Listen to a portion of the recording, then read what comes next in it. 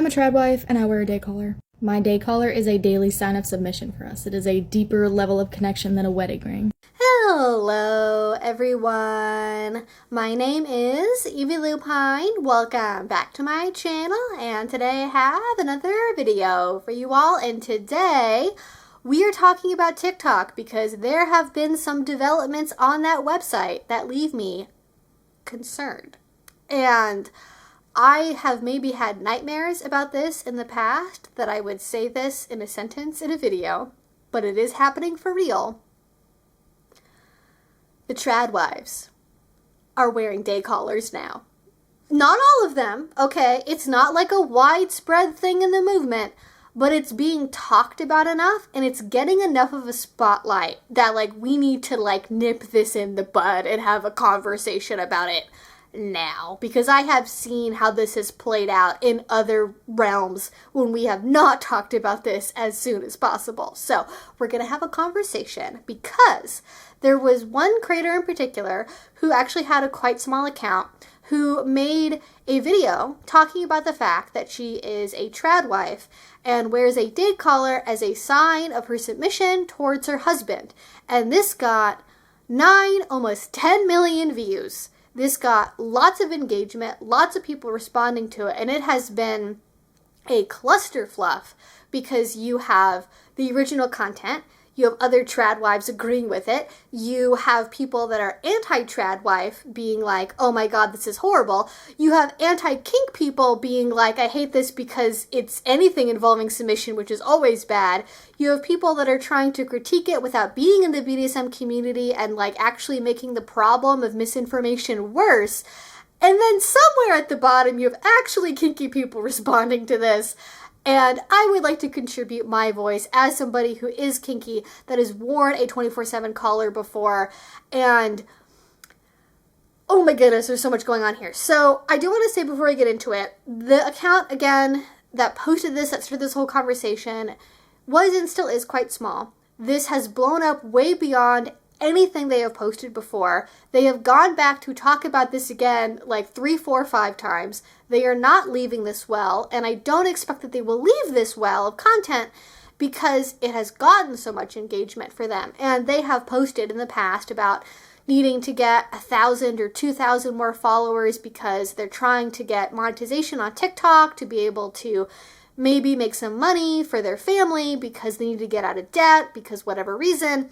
And that leaves me conflicted because I don't want to contribute to dogpiling by like sharing somebody's username and like making it easy for people who don't mean well to like go to that person's account and like wish harm upon them when this is not necessarily something that's been like a, hey, let's have dialogue about this moment for them. Like they haven't said in the video like, hey, I want to hear other people's opinions about this necessarily. But at the same time, I don't agree with trad wife values. I don't want to hurt the person, but I don't want to help them either. Like, I don't agree with tradwifery, but I also understand that this person, like, has multiple young kids, they're in debt, like, they do need, like, I understand why they're doing what they're doing, but I'm probably gonna, like, just hold off on sharing as much of them personally as possible, and please, if you figure out who this person is, or their account, don't spam them, don't harass them, don't go leave comments, like, please act normal. Like, this is a conversation that's way larger than one TikTok account, and this is more of a springboard for that larger conversation. This is not about calling out a specific person to like make them feel bad or shame them. Please don't do that. That's not helpful. We're here to have a conversation about tradwifery and kink values and day collars and those things getting appropriated by people who don't really understand where it's coming from and probably don't respect our culture, and like, what do we do about it? So just, again, please be normal. So with that being said, we're not going to watch the TikTok because it's only a couple minutes long, and then we're going to have a conversation. So here you go. Hi everyone, this is Editing Evie, popping in here to tell you all about today's sponsor, BEDUCATED. We've discussed them several times before on the channel, so you're probably already familiar with them as one of my favorite resources on the whole internet for reliable and accessible adult intimacy education. And today, I wanted to highlight what is probably my favorite course on their entire website. You all may know this if you're already familiar with my channel, but primal play and rough body play are two of my all-time top kinks, and I've been playing with both of them a lot more over the last couple of months. I've taken a couple of in-person courses on wrestling and grappling before, and I'm always looking to learn other approaches and techniques. And that's when I remembered BEDUCATED has a course on play fighting. It's called Making Wrestling for Lovers Safe and Fun by Lola Jean, who is not only a pro dom but also a professional adult wrestler. And as an educator, I appreciated how the course provided ample time not only for risk mitigation, but also for understanding the goals of your play fighting experience, which is crucial. And I loved how body inclusive the class was too, because wrestling shouldn't be one size fits all. And suffice to say, I quickly put Lola's advice to work in my own life as somebody who is a smaller bodied person who generally plays with larger bodied people. So if you have wanted to learn about rough body play, this class is a great starting point. So if you're curious about this class or any of the 150 plus courses BEDUCATED offers, you can use my code EVILUPINE, EVIELUPINE at checkout to get their yearly pass for only $8.33 a month. And seriously, this is one of the best deals on the internet if you're passionate about adult intimacy education. But if you don't love it, though I'm sure you will, they have a 14-day money-back guarantee. Again, that's EVILUPINE at checkout using only the link in my description box. Thanks again to BEDUCATED, and now back to the video. I'm a tradwife and I wear a day collar. Now both of those things are controversial, so let me tell you about it a little bit. I respect my man's lead. He provides, he protects, he puts our best interests first. I could ask that man for anything and he would go to the ends of the earth just to get it for me, and if he can't, he's gonna make it. My day collar is a daily sign of submission for us. It is a deeper level of connection than a wedding ring. It's an outside of the bedroom type of thing. I know that I can count on him for absolutely anything. The tradwife and the day collars don't normally go hand in hand, but I've got both. And no, not all tradwives wear day collars, and most people who wear day collars aren't tradwives. But I fully rely on my man to protect us mentally, physically, spiritually. I fully trust him to the point where I am actively submitting to him. I'm not going to constantly be this wrecking ball when he walks through the house. I'm going to be a safe, comforting place where he can go. I follow his lead. Anywhere that he goes, anything that he says, done. Because I know that he has our best interests. I know in my bones, in my soul, that he has our best interests. He's not going to lead us off the side of a cliff. And if there is anything that I have an opinion about, I'm like, hey, I don't think we should do that, I'm going to voice my opinions, and he's going to take it into account and then make his decision based on that. He protects, he provides, he leads. I stay home, I make the house a home, and I can truly, fully embrace femininity because of my man. Initially, right off the bat, the thing that I noticed in that video is she does attempt to make a separation and a line between, hey, I am a submissive in the sense that I submit to my husband. I am also a tradwife, but they seem to be two separate things to her. And the day collar is a symbol of submission to her husband. But I don't know how much I agree with that, because my understanding is tradwifery is already kind of inherently connected to being a submissive housewife and to putting the husband in a position of authority. And she does recognize that this is not a kink thing for her. It's not a bedroom activity for her. It's not reflected in that. And she says that multiple times in follow-up content. This is not a kink thing. This is not in their bedroom. And I think that actually makes it worse, to be honest with you. Like, if it was a tradwife who also was like, I like being spanked in the bedroom, and this symbolizes that, I'd be like, oh, okay, you just, like, have different political opinions from me, but you're also, like, kinky, and it, like, okay, that makes more sense. It's like, I don't know if I want those two things to be connected, but, you know, different people are going to think differently. You can't stop them. But it's that, okay, this is not a kink thing. This is about submission and isolation without it being kinky and being a tradwife. And it's taking something kinky, removing it from a kink context, and then giving it a different purpose and meaning. And I've seen other content creators who are kinky sort of say that if people have a problem with this, that you're overreacting, this isn't a big deal, and who cares about trad wives, you know, wearing a day collar. The problem would be is if she was ignorant about kink and took it and, didn't understand where it came from and all of that, then that would be what made it an issue, is if there was ignorance there and if they didn't recognize that it came from a different community and culture, essentially. But I don't agree with that. I think that it is a problem if trad wives are taking a very deeply symbolic, important kink object that developed for a specific reason and became popular for a specific reason amongst kinky people. If they take it out of that context, take it for themselves, use it for their own purposes, and then say, like, day collars can be whatever you want them to be, like, regardless if it's kinky or not, and this is separate from my wedding ring, and it's its own thing, and I'm gonna use it. Like, that doesn't go far enough for me. It doesn't matter to me if you know it's a kinky thing or not. If you're using a kink thing for a non-kinky purpose, and it's something that's one of the only ways that kinky people can kind of communicate very subtly to the outside world their level of commitment to a relationship, if you're taking it and giving it a new meaning, that can have very negative ramifications.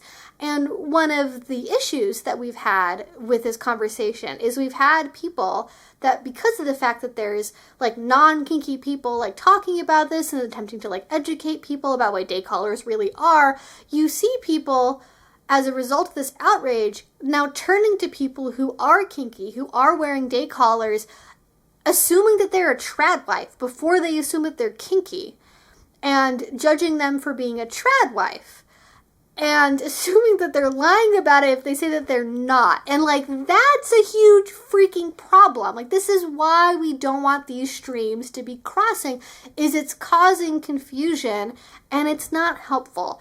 And my other issue with trad wives, so what the heck is a trad wife? I haven't even talked about that yet. So, a trad wife, this is a video topic that I've had like brewing in like the back catalog for a hot minute, but it's a deep topic, so I haven't like set aside the time to like really dig down into it yet. But tradwifery is about, essentially, from just top of my dome, not like citing scientific papers here, is a conservative movement that is generally Christian, though there's trad wives who practice Judaism and stuff too, but it's mostly Christians who are promoting a conservative lifestyle, and they use aesthetic technique to promote it to their followers. And it involves a return to traditional values, which means being married, only having sex with your husband, heterosexual marriage in particular, having lots of white babies. That the white part is important for a reason, and it's not a good one. And living this like slow-paced life, and it's really gotten a foothold on social media. And you see really big accounts like, oh my gosh, I can't remember her name, the lady who does the like ASMR cooking, where she's like, today I'm going to be making cinnamon toast crunch by hand for my toddler. He requested it at 3 a.m. and I was overjoyed. Like, I'm now harvesting the wheat from my yard. Like, if you know, you know. That person. You also have people like Ballerina Farms, where they promote this aesthetic lifestyle of it's slower, you're avoiding the pesticides and the red 40, and you're drinking raw milk, and you're making things from scratch, and you get to theoretically have this just slow-paced, calm, peaceful life out, away from the city, away from society, with you and your gaggle of beautiful, perfect children, and you homeschool them, and your husband comes home from work and kisses you on the lips and say, how has the day been, sweetheart? And then you present to him the beautiful dinner you've made for him, and it's a beautiful, wonderful, amazing fantasy. And of course, people who are living these really fast-paced lives where they're going, they may be working 2 jobs, they maybe don't feel appreciated by their partner, or they're really struggling with dating, they look at that and go, gosh, I wish I had that.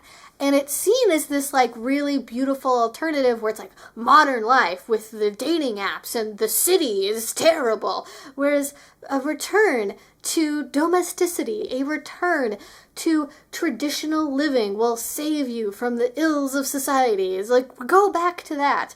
And it is a facade, it is a fake image, not the least of which is because of the fact that it's very expensive to live the kinds of lives that people like ballerina farms lead. Like, it's expensive to homeschool 5+ children and to run a homestead and to have all the land to do all of that stuff on. So it's sort of a fake thing in the first place that's already not obtainable to anyone, but it seems like an escape from capitalism because of what we associate with like capitalism versus like escape from the system and yada yada. And the problem is, tradwifery is not just this aesthetic thing. They promote it, like there's TikTokers who are tradwives who specifically try to get to very young women and even teenagers who are still in high school to tell them, like, here is tips for how to become a tradwife or how to get ready for this kind of lifestyle, to try to get people into this fold as early as possible. But tradwifery is not just about, like, a return to like hand sewing your own clothes. Despite the really cute exterior that tradwifery has gotten because of TikTok, it's unfortunately a lot darker than that. And tradwifery, the people who started it, the movements that support it, all of that has roots in Christian fascism and racism and neo-Nazi ideology. There's a reason why they are preoccupied by painting this image of this nuclear family where you have pretty blonde mom and pretty blonde dad and pretty blonde children, and you know, you're supposed to have as many white babies as possible. Like, to this very day, we still have some of the OG people that promoted tradwifery like a decade ago, like Mrs. Midwest. They still have they still make fascist adjacent content, or they have fascists openly agreeing with them in their comment sections, in their replies, and they don't do anything about it. They don't try to like brush that off or say, hey, like, don't talk like that in my comment sections, I'm against that, whatever. They just let it be at bare minimum.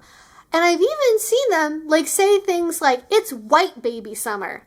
If somebody is specifying that it's specifically white baby summer, that should be a red flag. So my problem with tradwifery is that it is a subtle way of inducting people into a very far-right ideology that, on top of all of the racism and everything else that goes on there, because of the fact that it is a far-right traditional form of Christianity, usually evangelical Protestantism, things like Calvinism, but also Catholicism and Orthodox Judaism get mixed up in this as well.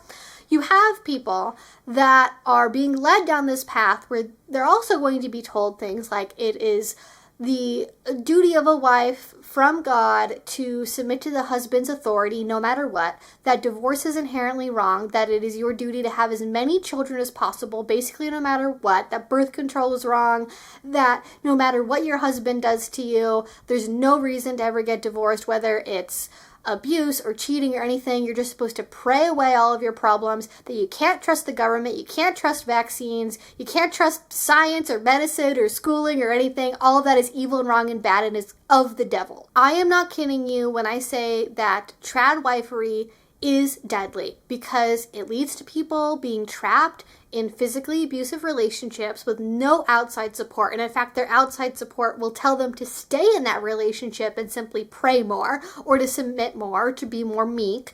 And because of the fact that they don't trust modern medicine or doctors or anything except for God's will, and they're told to just keep the faith no matter what, and that like God has a perfect plan, your body knows what it's supposed to do, and yada yada yada, you have a romanticization of home births where people will do unassisted, solo home birthing that leads to either critical complications that can lead to permanent disability or to death, either for the mother or for the child.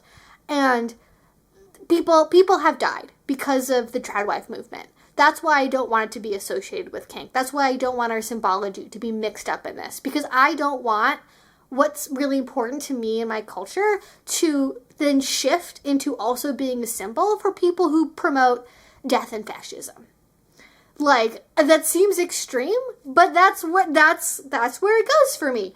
And I'm not saying that any individual person who is a trad wife believes all of these things, because it's the same thing as any other far-right ideology. There's layers to the onion, and there's people on the outside who are on the top layer of the onion who don't realize that 6 levels deeper of the same onion that they're a part of is much, much worse things. So I'm not saying that any individual here is promoting like dangerous unassisted home birth, but it's a drip, drip, drip, drop down from that in terms of a deeper level of the onion that I think we need to be cognizant of. And I don't think that those things can be separated because of the beliefs behind tradwifery. Maybe it's getting diluted by some people, but the core original ideology has not changed.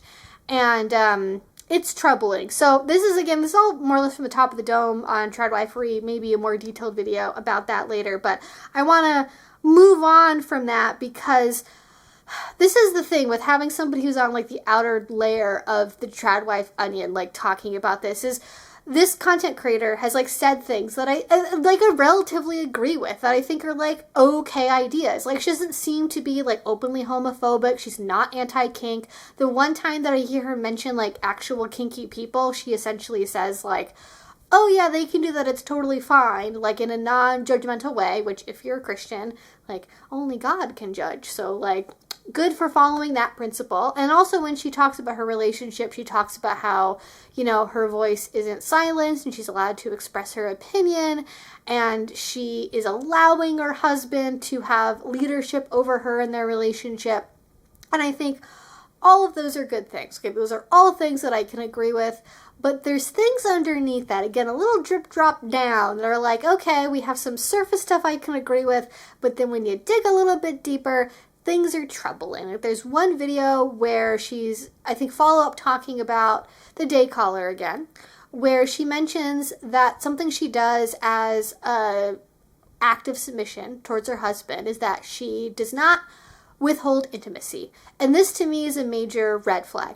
Not because I think that like not withholding intimacy is like inherently wrong, like to the extent that like it's something that you could negotiate around. Like, people in the kink community have free use relationships, far be it for me to be a hypocrite there.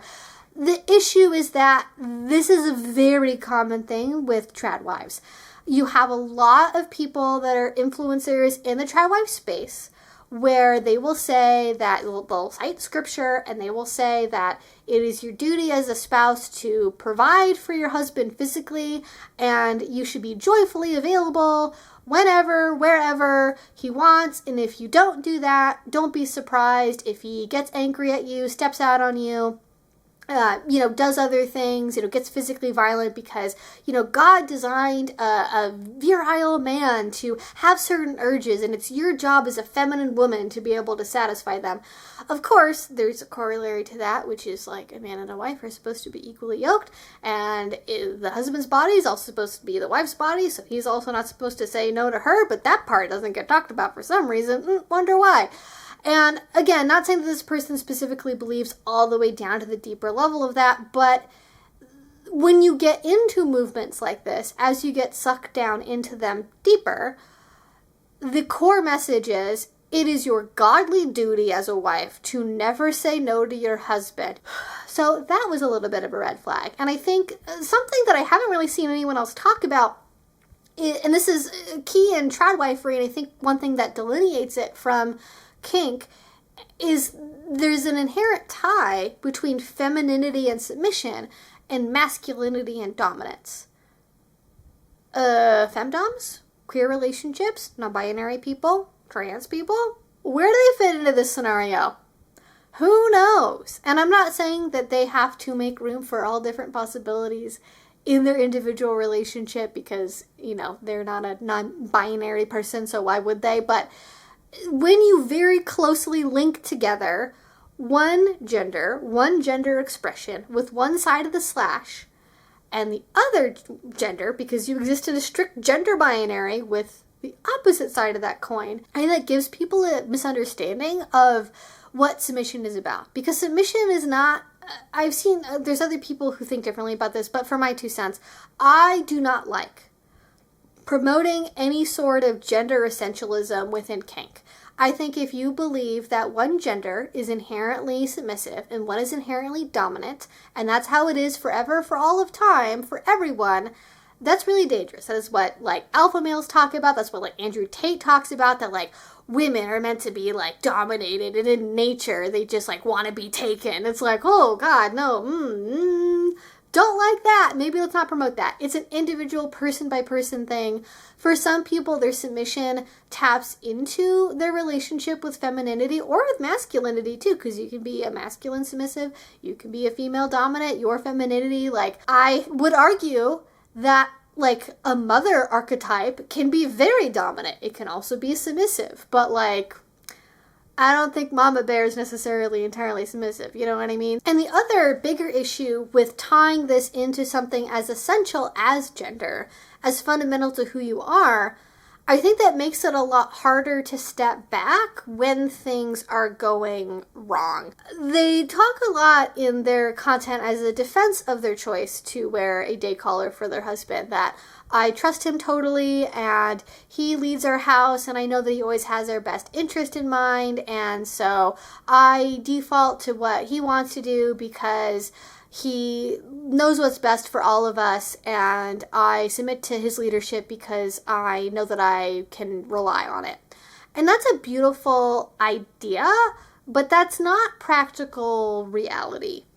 And it's worthwhile to step back from the idea that my husband is perfect and can do no wrong, and I trust his leadership because he is infallible, and I believe he always has my and our best interest at heart. That's a beautiful idea, but as numerous other pieces of tradwife content have shown, especially people that have left being a tradwife because they've, for example, been divorced at 45 from a husband who decided to run around with the secretary because they got tired of your body after having 10 kids for them or whatever the heck. People are only known to us in degrees. We don't ever really fully know somebody else that deeply, and people can change over time. Their values can change, our values can change, things can pop up. And something that other educators like Milena Williams-Haas have mentioned that I really resonate with would be the idea that it is the property's duty to protect the property from the master first. And that means putting stoppages in place, recognizing when the D-type or the master's behavior is out of line and out of sorts. And there is protocol put in place for what to do to remove yourself, to protect yourself. And that is not a thing when you are dealing with something that's rooted with your gender ideology, and for most tradwives would also be linked to your religious beliefs about your duty to God vis-a-vis your husband.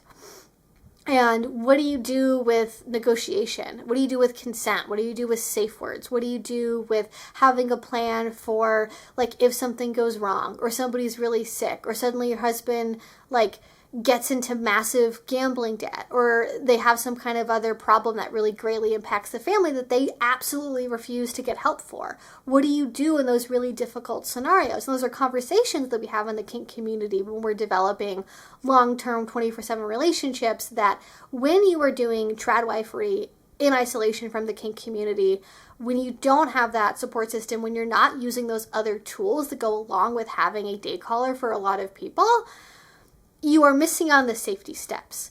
And I think that submission can be a beautiful thing. I think choosing to have a partner lead you because you really trust them can be a beautiful thing. But when you're doing it either without talking about or without using things like advanced specific negotiation or safe words or setting limits and boundaries or having a plan in place for what to do if things go wrong, it's like driving a car with no seatbelts and no airbags. You might really trust the person driving to get you there safely, but all it takes is a moment of not paying attention or somebody else doing something, like really wacky that throws you off course to suddenly be in a really dangerous scenario that maybe if you had those seat belts and airbags in place, that would have helped prevent serious injury as a result of the fact that you're choosing to drive a car without the necessary safety equipment in place. And the other thing too is I think people underestimate the value of community. And community is so important in BDSM. Obviously, people do it solo and don't ever participate in the community. But I think one of the reasons it's so important is, especially when you're doing really high-level DS, something I talk about in my other videos a lot is having accountability because other people are seeing your relationship. Other people who get DS and get BDSM are witnessing what's happening in there, are seeing your emotions when you play together in public or when you go to munches. They're not necessarily gonna like try to break you up, but they might step in and say, hey, like, I've noticed that you guys have been having some arguments, or like you don't really seem like yourself, or whatever it is. Like, is everything okay? Do you need to talk about something? And people who do more advanced, complicated forms of DS, like people who have like 24/7 CNC relationships, they might even have specific like accountability partners who are monitoring their relationship. So that way, if they see something goes really off the rails outside of what parameters they've set up, they can step in and say, hey, like, we all need to talk about this because right now y'all are not living in line with your values, and I want to help you be able to do that because I have some concerns based on what I've seen and what I've heard from the two of you about how this is making you feel. So there's just not that kind of guardrail in place that you get that safety from being in community with other people who know what they're doing and can see what you're doing as well. And again, not everyone has to be in community, but it's one of those safety features that, yeah, you can opt out of it, but the more safety features you opt out of, the higher level of risk you're taking on. And even beyond that, there's still little bits in what's said about this that make me uncomfortable. Like the core things that get talked about time and time again are, okay, well, I want my husband to come back to a peaceful home and not have conflict. And I just need to be able to let him speak. I need to not argue with him. I need to be like quieter and meeker and softer. And even if it is in a lower key, more digestible package than it might be from older tradwife influencers that were more strict with their delivery, that core thing is still there, that the woman's role as a submissive wife is to be meek and not take up space and to not be too loud and to maintain peace in the home for his well-being at all costs. And there is an emotional cost to maintaining peace and quiet in the home when that is based on a facade because you feel pressured to. This is why people do things, and again, this is like knowledge about funding that like not everyone in this video is going to know about. Things like blanket training, which is about punishing children from a very, very young age to be very obedient to the wife, so that way the wife can maintain a peaceful household for the husband at the cost of the children's well-being and the children's autonomy, which is a whole other thing with tradwifery, because a lot of tradwives don't see their children as independent human beings. They see them as accessories or arrows in God's quiver, and it's not a great way to treat kids. And that's part of why I have an issue with things like romanticizing having babies around, right? I get to be at home and chase after babies. Like, it's like the babies are an accessory that make your fantasy life possible, but you don't necessarily see them as full independent human beings that are going to have their own wants and needs. And like, conservative tradwives do not necessarily treat their children the best. It is also a culture in which physical abuse of children is quite normalized in a lot of cases, and that should be concerning for anyone. Okay, so this is the other layer underneath this, is it's not just about tradwifery and talking about day callers, just this one person. It's the whole response on TikTok as an ecosystem, because you have this original video, then you have people who are vanilla responding to it with disgust. You have anti-kink people using it as a way to talk about how much they dislike submission and how it's damaging to feminism and how this is proof of that, and how like this is proof that, you know, BDSM support traditional values and is just, you know, an extension of that. Here we finally, this is the missing link between traditional Christian values and BDSM, haha, here's proof. I also have people that just, anytime we see anything tradwife related, are like, oh my gosh, this is ridiculous and I hate it, so therefore I'm gonna hate whatever this thing is too. And like, I don't want to be a ball in y'all's game of dunking on each other. Like, it's just ignorant people that don't know anything about BDSM using it as an opportunity to dunk on somebody who made a popular video because they also want TikTok views without actually offering any kind of meaningful education. There were a couple of people that were like, hey, I don't really know a lot about BDSM. Here's what I think might be going on here. Am I right? And for those people, I will now offer a speed run in which I try to correct a lot of the misinformation that I heard in the response TikToks to this person that I think meant well, but were promoting things that are objectively not true. So, speed round time. Number one thing that I saw on there is the idea that the submissive has all the power. And this is a great little phrase you want to lob off if you want to prove, hey, look, being a woman and being a submissive isn't about giving up authority to a man. Actually, as a submissive, I have all the power. And I don't like that phrase. I have not liked that phrase for a very long time. I have an ancient video from like 8 years ago or something where I talk about this in some level of detail if I can like scrounge it up from the depths. But it is a cute little phrase. However, I don't think that is necessarily true. Who truly holds the power in kink is a multifaceted spectrum. You have people that exist on more of the play and the scene side of things, where they are role-playing being a submissive, or maybe they do have the authority in a scene because they're essentially doing something with a service top who is doing to them whatever they ask for. And not anything more, not anything less, and they are basically running what happens to them in that scenario.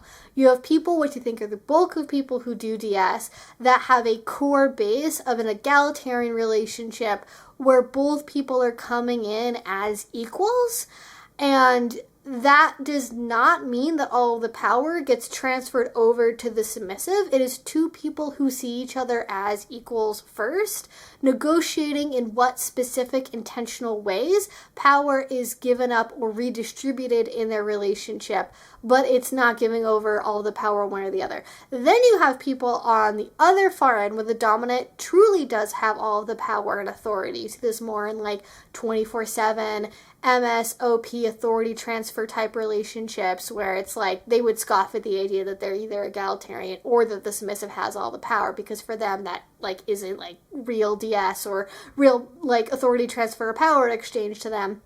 And people exist all on that spectrum, but I think the bulk of people are doing it from an egalitarian base. And when you have beliefs like submission equal femininity equal woman, masculinity equal dominance equal man, if that's where you're at, you can't start from an egalitarian base. They don't believe in egalitarianism. They literally operate on a different system, and it's called complementarianism, as in the woman has her own separate sphere and the man has his own separate sphere, and they're not seen as equal. They're not seen as equivalent to each other. That's like part of the reason why these people are like anti-feminist and anti-equality is because they don't believe in equality. So you can't have that egalitarian base, which is one of the reasons why connecting submission with tradwifery is probably a dangerous thing that we shouldn't be doing. So it is not the case that the submissive has all the power. It's more complicated than that. That is not the actual case in most circumstances. It's just like a cute little phrase people like to say. All right, number 2 is, I can't believe I saw this one like a couple of times, and I was like, do people really think that? Who taught them this? I don't know. But a lot of people pointed out, oh, the day collar has an O-ring on it. What's the O-ring for? Oh, it's so he can attach a leash to it or yank on it or pull on it or whatever. Most day collars are jewelry. If you yank on somebody's nice, beautiful necklace, it's going to snap. And a day collar, in that style at least, is potentially also going to break. The history of the O-ring specifically actually has quite a lot behind it as well. It goes back to things like literally the story of O, like the symbology from cultural reference points like the story of O is why we see that kind of thing in day collar designs. You also have other day collars that lock on that are like simple metal circlets, essentially. You have ones that can be anklets or bracelets. Another thing I saw too is that like day collars are always like a collar. It's always this one very particular style. That's one really popular way of wearing a day collar, but it could be like a padlock and a chain. It could be a bracelet, an anklet. It could be an earring. It could be so many different things. Like a day collar is not necessarily specific to the item of jewelry or what form it takes. It can have an O-ring, it can have a lock, it can just be a piece of jewelry that maybe has a trinket on it that's important to you. It can be as plain or fancy and garish as you want it to be. It's totally up to your individual style. But with that being said, there are important limitations on what a day collar can mean and how it can be used. And I have seen other people, as an addendum to this, say essentially that a day collar is a thing that doesn't necessarily have to be about kink. It can be anything that is a piece of jewelry that has symbolic importance to you.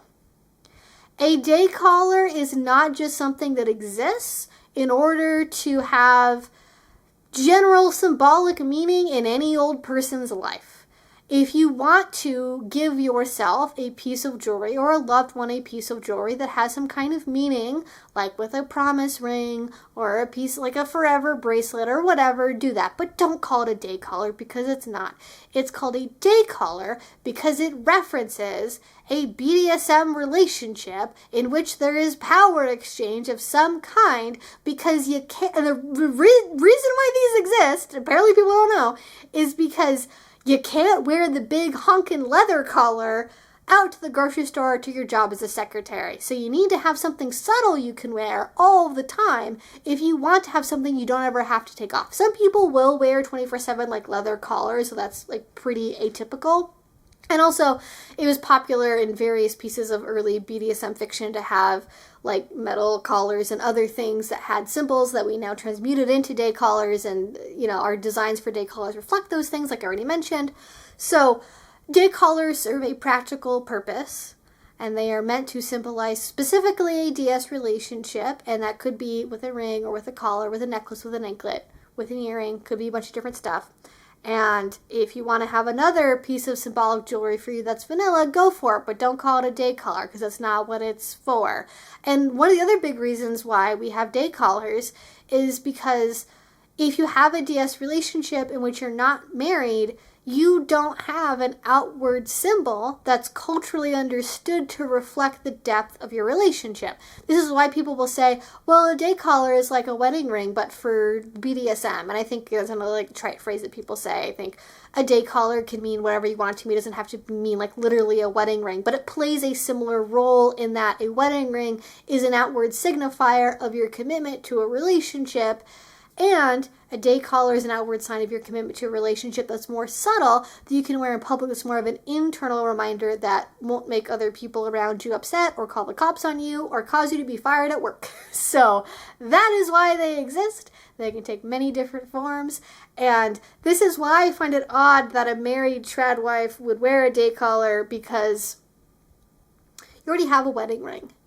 They essentially, if a wedding ring, if you're a traditional Christian person, that symbolizes an eternal commitment to have and to hold forever and ever and ever, and, to support your spouse and to love them unconditionally and to pray for them and to submit to them if you're the wife and to be the leader and the head of the household if you're the husband. I don't understand what the additional symbolism is for wearing a day collar to the point that you needed a whole extra separate piece of jewelry as a non-kinky person on top of your wedding ring, other than the fact that you thought it looked cool and you wanted to wear one. And at the end of the day, I'm not entirely unconvinced that this is a result of, I saw something cool on TikTok that I wanted to wear that I thought looked nice, and I do submit to my husband, so wouldn't it be nice if I could have this other piece of jewelry that people could see all the time, the same way I have a wedding ring? Because there's a lot of fundamentalists and a lot of trad wives that love flashing their rock and love showing off their wedding ring. And you know what shows up all the time on camera when you're making a talking head video like this one? A collar. More so than your wedding ring does. So I'm not saying that's the reason, but I'm saying there's a motivation there that could be like fairly shallow. And trad wives do not need an additional sign of their submission. That is already what a wedding ring is for. Please do not take my culture as an additional thing because you thought it looked cool. It makes me mad. It makes me upset, and I don't like it. And to finally wrap a bow on all of this, I want to reiterate why I'm not okay sharing this collar symbology, this type of collar with trad wives. And it is because I believe tradwifery is a dangerous ideology that promotes things that are inherently against the values of the BDSM community and my personal values as well. It is a direct threat and in opposition to members of our community, especially trans people, especially queer people, but also disabled people, femdoms.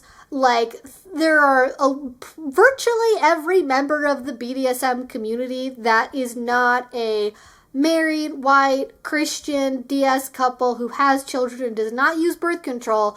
Unless you are that specific person, tradwifery has a bone to pick with you, and they are not your friend. And I am as against tradwifery appropriating our culture and our symbols as I am alpha males and toxic dude bros appropriating our language and our culture for what they want to do and what their beliefs are. Because far-right ideology, in order to continue to survive, needs to take things from mainstream culture, other cultures at least, to glom onto them and take them and reassign them as being kind of like their thing in order to give their movement and their belief system essentially plausible deniability and coverage. And we've seen that with the confusion this creates, where now people are not confident if they see somebody in a day collar, if they are BDSM submissive or they are a trad wife. And I'm not saying that specific individual people are trying to make this happen. This is just what this kind of ideology does in order to perpetuate itself and in order to continue to be able to exist. And I do not want the BDSM community to be associated with the values that underlie tradwifery, i.e. the racism, the homophobia, the belief in the white replacement theory. Like, I don't want any of that to taint the BDSM community because it runs so counter to our values. And I just find some, just make your own thing. You could you could even wear the same piece of jewelry and just not call it a day collar. You could just not call it anything. You could just call it, oh, this is my special necklace I wear for my husband. Like, just call it your special necklace. You do not have to use the phrase day collar specifically if you are not kinky. It's shocking. You don't have to, but you don't get the views if you don't do that, right? You don't get the attention if you call it just your special necklace. So, of course, you gotta call it something that's gonna make people react and it's gonna get you attention. And, oh, dear God, I hope this has not become a trend. And I just, alpha males and trad wives, please. Like, the pincer movement that the conservative world is currently trying to do around BDSM is just galling to me, because at the same time I also have to deal with allegedly left-wing bad femmes who also believe that BDSM is icky and horrible and awful. And it's like, oh, could one of the three sides of this please just stop for just like a little bit? I think if anything, this really speaks to how BDSM is seen as like very threatening to larger conservative society, because they have to take our stuff to try and steal it, to silence us, and to muddy the waters about our belief systems, because we are a culture that promotes consent and totally rebukes any specific beliefs about gender essentialism and is open to all different people of different religious backgrounds, different belief systems, monogamous, polyamorous, married, unmarried, whether or not they use birth control, like a million and one things that general conservative ideology does not want to be promoted as an alternative to the white, monogamous, married Christian family in which sex is had for the purpose of procreation. And also, a woman can never say no to that, because that would be denying her husband. Cool. But that being said, I have rambled. This is why I script things, okay? I just had like notes for this. This is a problem. I should have scripted this. I ranted for almost an hour. Hopefully you all enjoyed this. Thank you all so much for watching. If you have any thoughts, comments, questions, you can leave them down below. Especially if you want me to make a deep dive video about tradwifery. If you want to see that video, please kick my butt about it in the comments down below, because part of my reluctance to put in, I have like the outline, but the depth of time it would take to finish that video is like the effort versus reward outcome there. I'm like, is it worth it? Let me know if it is in a comment down below. If you didn't enjoy this and already, please do subscribe, because I make videos all the time, twice a week, about kink and BDSM related subjects, because we should all be educated about these matters from people who actually do kink. And finally, if you really want to support what I do, the best way you can do this with Patreon, link to that will be down below. We often do live streams on Tuesdays where we talk about things like tradwifery, and we react to content on various places on the web. So you can check that out if you want to. Thank you all so much if you do already support me there. It means the absolute world to me. Stay safe, everyone, and I will talk to you all again very soon.